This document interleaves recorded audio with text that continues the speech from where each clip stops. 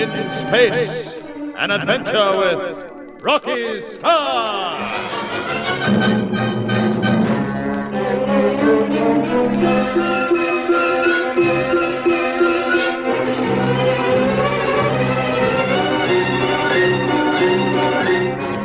Entertained by the tripeds of the Hoppertai, Rocky, Di, and Mitch have been told a telepathic story of the destruction of the planet of Amenahu. The powerful mental influence of the tripeds puts the three into a deep sleep. But when the story ends and they come back to consciousness, they find to their amazement that their space helmets have been removed and they're imprisoned in an underground room with an oxygen atmosphere. It seems clear that they have been tricked. Seizing his ray gun, Mitch says, "Come on, I'm gonna blast our way out of here, through that rock before it's too late." No, wait, Mitch. Wait? What's there to wait for? Giggling grasshoppers, Rocky. The sooner we get out of here, the better for all of us. Now watch for the blast. Now, Mitch, stop! Hey, Rocky.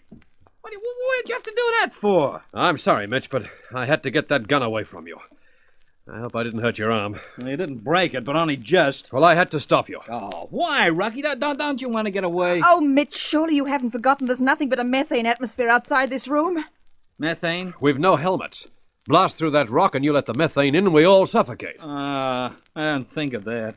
I get all excited and carried away. It's just as well you stopped me, Rocky. I'm sorry. I'd forget it, Mitch. The question is, what do we do now? Well, what can we do? We're helpless. I'd like to know how these tripeds managed to get a room full of air to put us in. I'd like to know what sort of dirty work they're up to. Do not be afraid. A telepathic voice. No harm is intended you. The element for you to breathe was brought from your ship. So that's it. We wish to learn from you. That is all. Message ended. Oh, well, that solves the mystery of the air. They must have brought spare cylinders from the street. They had plenty of time during that great long story. Yes, it must be... Hello? My watch has stopped it. Oh, no, it hasn't. Oh, but it can't be.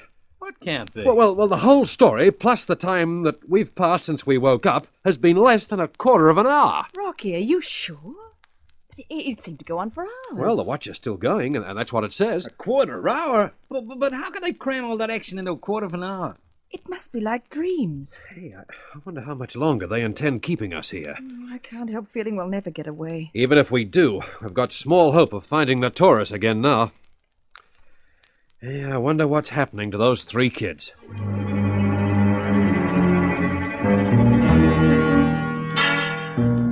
While Rocky wonders about them, Ilma, Paul, and Ivan are standing in the airlock of their ship. Paul turns to operate the mechanism and says, "Well, this is it. Another few seconds and we'll be finding out what sort of people those are out there." Oh, wait, Paul. What is it, Ilma? You're not ill. No, I'm just nervous. It's because of those tripeds we met last time we landed, I suppose. Oh, but this is a far different proposition, Ilma. These people look human. What's more, so far, they're all women. I suppose I'm just being silly. All right, Paul, open the airlock. Right. At least this time we can leave the ship without spacesuits.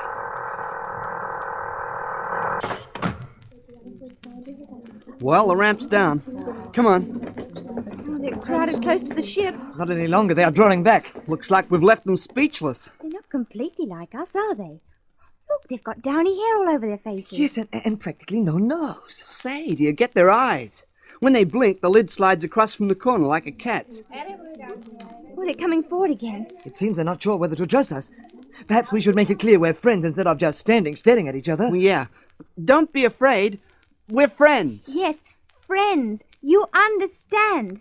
We smile because we are friendly. At least they're smiling in return.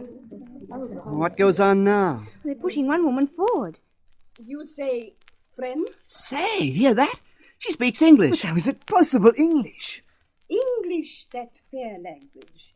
'Tis the tongue of the great. 'Tis the language of friends as you speak. Yes, we're friends. I bid you welcome, milady, to Astros, the planet of us. Astros, so that's its name. I have words with the lady of you. Your silence should be golden. Snubbed, Ivan.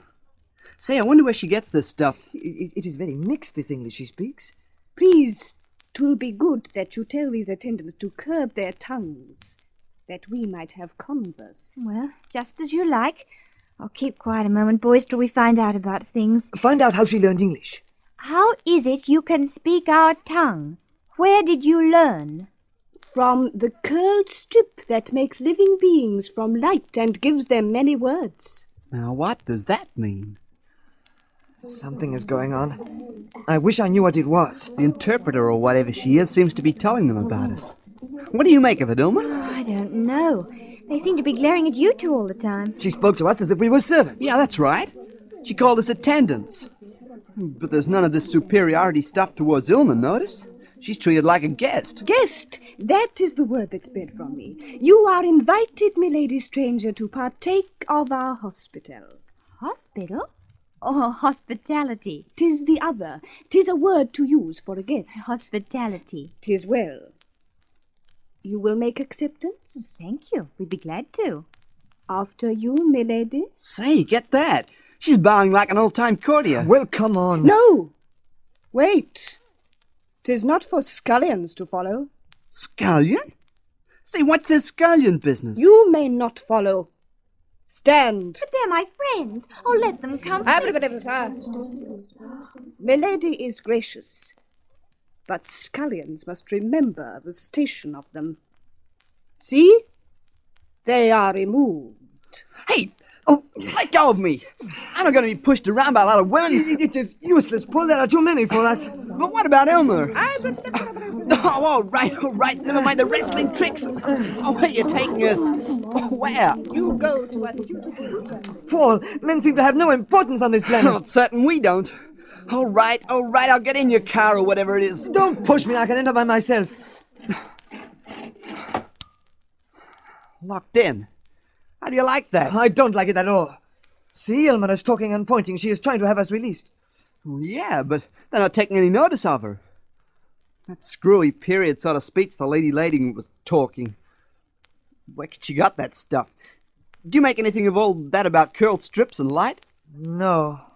No doubt we will learn in time. Looks like we're going to learn a lot of things in time. But if we've got to be locked up to do it, I don't think I'm going to like it. Ilma has entered another vehicle, see? They are driving her away. Someone's got into this one. Here we go, too.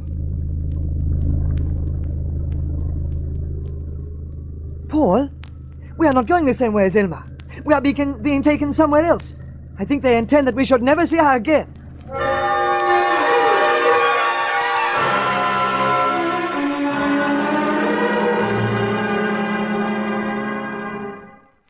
Hey, Rocky. How long would you say we've been in this place now? Huh? Oh, well, about half an hour. Oh, you're out of your mind. Half an hour? Don't be ridiculous. You sure? That's right, half an hour. And the air's still fresh. Yeah. I've just noticed. They're letting it in through that tiny crack in the wall up there. Yeah, well, what I want to know is where they let us out and when. Rocky, have you realized something strange about that story they told us? Strange? How do you mean, Di? Strange? Well, I think it's very strange. The ancestors of these tripeds had scientists. Yes.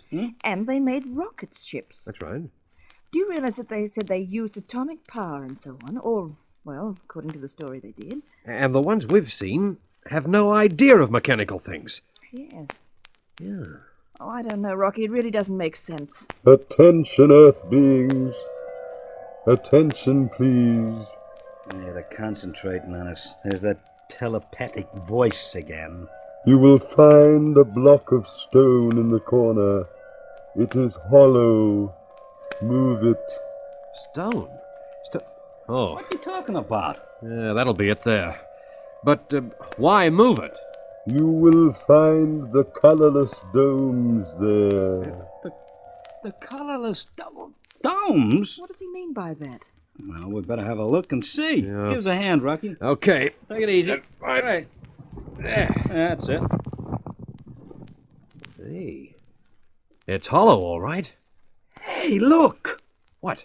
Our space helmets. They've been here all the time. But why tell us now? You will place them upon you, but not a unity.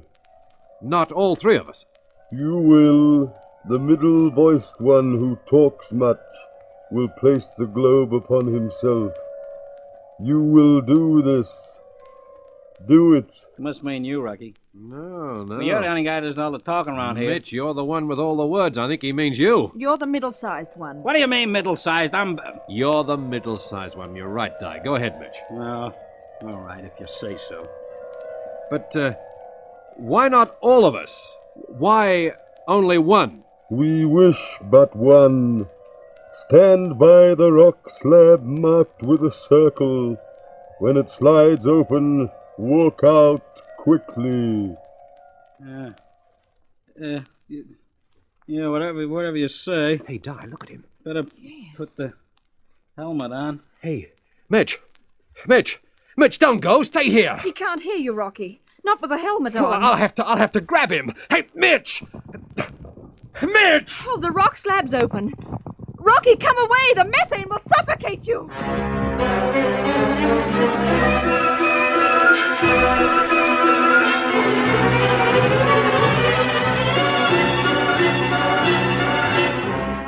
Rocky stands irresolute as Mitch walks dazedly through the opening. The heavy methane atmosphere rolls into the room and drives them back. Then the slab slides shut and Mitch is gone. But what do the tripeds want with him? And what lies ahead of Ivan and Paul on distant Astros? There are exciting developments ahead, so don't miss the next action-packed chapter of this Rocky Starr adventure, Lost in Space.